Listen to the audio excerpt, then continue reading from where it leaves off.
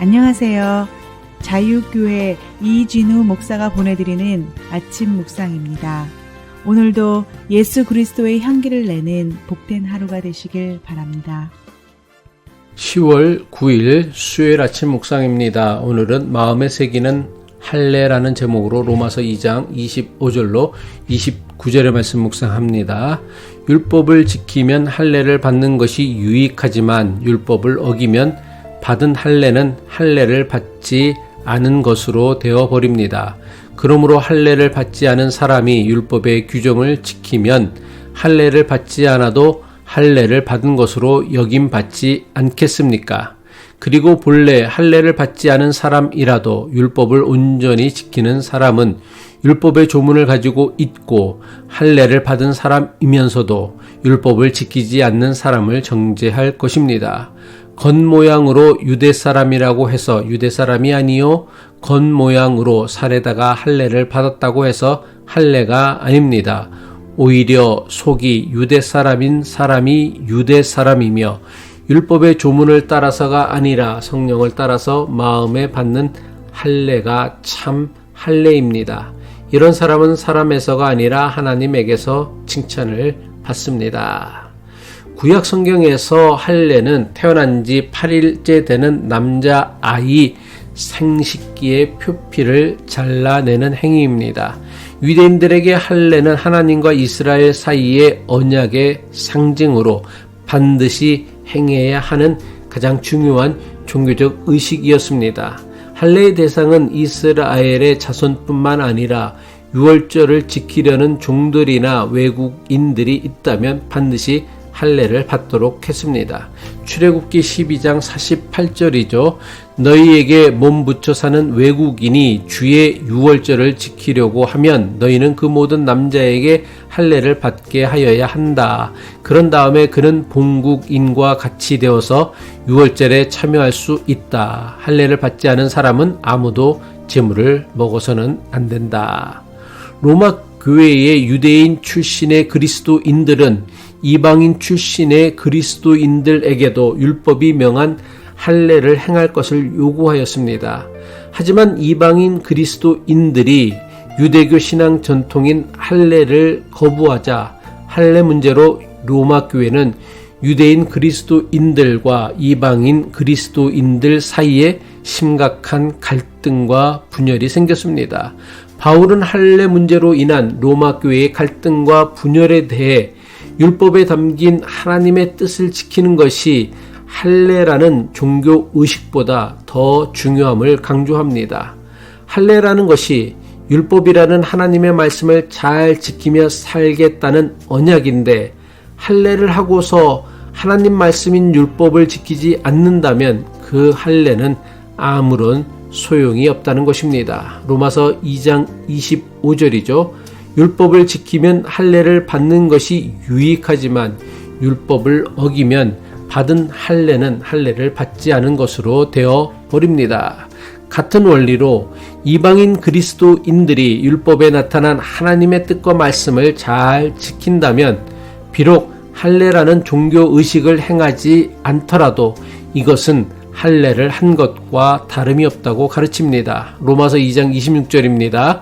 그러므로 할례를 받지 않은 사람이 율법의 규정을 지키면 할례를 받지 않아도 할례를 받은 것으로 여김받지 않겠습니까? 이렇게 말하는 바울의 의도는 분명합니다. 중요한 것은 할례라는 형식이 중요한 것이 아니라 하나님 말씀과 뜻을 따라 사는 것이 중요하다는 것입니다. 하나님 말씀을 잘 지키겠다는 약속으로 하는 할례를 가지고 교회가 갈등하고 분열하는 것은 사람들의 비웃음만 사게 될 것입니다. 이것은 지금도 마찬가지입니다. 많은 교인이 교회에 다니고 예배를 드리고 세례를 받는 등의 종교 행위를 신앙의 전부로 착각하며 신앙생활 합니다. 하지만 우리가 하는 예배나 세례나 성만찬과 같은 모든 종교적 예식은 그 자체가 신앙의 목적이 아닙니다. 우리가 하는 모든 종교적 예식과 형식에는 이런 형식과 예식을 지키게 하신 하나님의 뜻과 말씀과 정신이 담겨 있습니다. 종교적 전통과 형식을 함부로 무시해서는 안 됩니다. 하지만 종교적 전통과 형식을 잘 지켜야 하는 이유는 그 전통과 형식에 담긴 하나님의 뜻과 말씀을 실천하는 데 있습니다.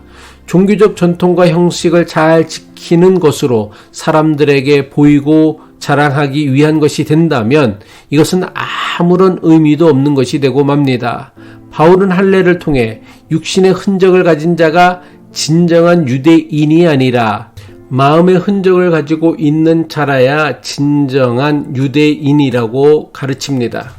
로마서 2장 29절이죠. 오히려 속이 유대 사람인 사람이 유대 사람이며 율법의 조문을 따라서가 아니라 성령을 따라서 마음에 받는 할례가 참 할례입니다. 이런 사람은 사람에게서가 아니라 하나님에게서 칭찬을 받습니다.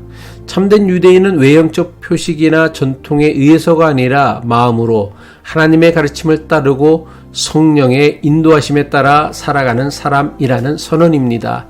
다시 말해 바울은 신앙의 본질은 종교적 전통이나 규범에서 오는 것이 아니라 그 사람 내면의 변화와 그로 인한 삶의 변화와 실천에서 온다고 가르치고 있습니다.